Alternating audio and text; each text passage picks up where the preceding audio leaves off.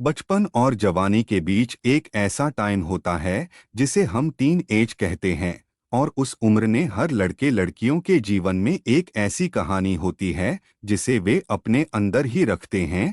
हर किसी को उस कहानी को बताने से घबराते हैं और यह कहानी भी कुछ ऐसी ही है। मैं राजस्थान के एक छोटे से शहर करौली में रहता था। बचपन से ही मेरी गिनती मोहल्ले के सबसे अच्छे बालकों में की जाती थी। उस समय मेरी उम्र लगभग 17-18 साल की होगी। यह कहानी भी उसी समय की है जब मैंने जवानी की चौखट पर पहला कदम रखा ही था। मैं पढ़ने लिखने में जितना होशियार हूँ, खेलकूद में भी उतना ही अच्छा हूँ। मैं रोज मोहल्ले के दोस्तों के साथ क्रिकेट खेलने पास ही के मैदान में जाता था। सब कुछ ठीक ठाक चल रहा था। एक दिन जब हम क्रिकेट ग्राउंड में खेल रहे थे तभी अचानक हमारी गेंद पास ही के मकान में चली गई, जो काफी दिनों से खाली पड़ा था। पर अभी हाल ही में उसमें एक फैमिली आकर रहने लगी थी। गेंद मेरी गलती की वजह से ही उस मकान में गई थी, तो उसे लाने की जिम्मेदारी भी मेरी ही बनती है। और गेंद लेने भी मुझे ही जाना पड़ा और मैं गेंद लेने के लिए चला गया। और मैं सोच रहा था कि पता नहीं कैसी फैमिली रहती हैं, और डर भी लग रहा था कहीं मुझे डांट नहीं पड़ जाए। मैं हिम्मत करके बिना आवाज किए बरामदे की दीवार पर गेंद लेने के लिए चढ़ गया।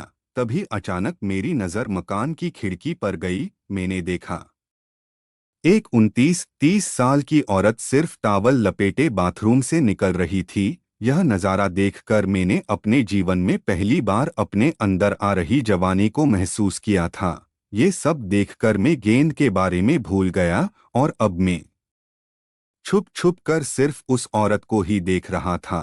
लेकिन तभी मेरे एक दोस्त ने मुझे आवाज लगाई और आवाज सुनकर उस औरत की नज़र मुझ पर पड़ी। जैसे ही मेरी नज़र उस औरत से मिली तो मेरा बैलेंस बिगड़ गया और एक जोरदार चीख से मैं सीधा नीचे जा गिरा। मेरे दोस्त और वो औरत मेरी चीख सुनकर मुझे देखने के लिए बरामदे में आए। वहां मैं औंधे मुंह पड़ा हुआ था। मेरे दोस्तों ने मुझे उठाया ही था कि तभी आंटी मेरे सामने प्रकट हो गई। तभी आंटी बोली, सुनो, तुम लोग इसे अंदर कमरे में लेकर आओ, मैं इसका फर्स्ट एड ट्रीटमेंट कर देती हूँ। उसके बाद मेरे दोस्त मुझे उठाकर आंटी के कमरे में ले गए और मुझे एक सोफे पर लिटा दिया। तभी आंटी एक बॉक्स लेकर आई और मेरे पास बैठ जाती है। मैं दर्द में होने के बावजूद भी आंटी की नजरें बचा बचा कर उसे घूरे जा रहा था।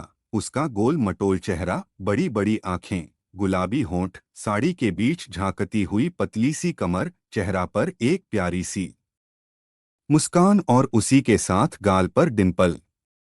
मैं उसे निहारते निहारते एक सपनों की दुनिया में खो गया था। उसे निहारते निहारते मुझे दर्द का एहसास ही नहीं हुआ। तभी मेरे दोस्त ने मेरे कान खींचकर मेरे कान में धीरे से बोला, अबे साले घूरना बंद कर, आंटी असहज महसूस कर रही है। उसी के साथ ही मैं ख्यालों की दुनिया से बाहर निकलकर वापस हकीकत की दुनिया में आ गया। तभी मैंने देखा आंटी सचमुच ही थोड़ा असहज महसूस कर रही थी। मैं उस समय शर्म के मारे अपना सिर भी नहीं उठा पा रहा था, लेकिन मेरा दिल जोर जोर से धड़क रहा था और मेरा दिल मेरे से कह रहा था कि बेटे राज, यही है तेरा पहला प्यार। कहानी अच्छी लगी हो तो लाइक करो, कमेंट करो और चैनल का सब्सक्राइब करो। धन्यवाद।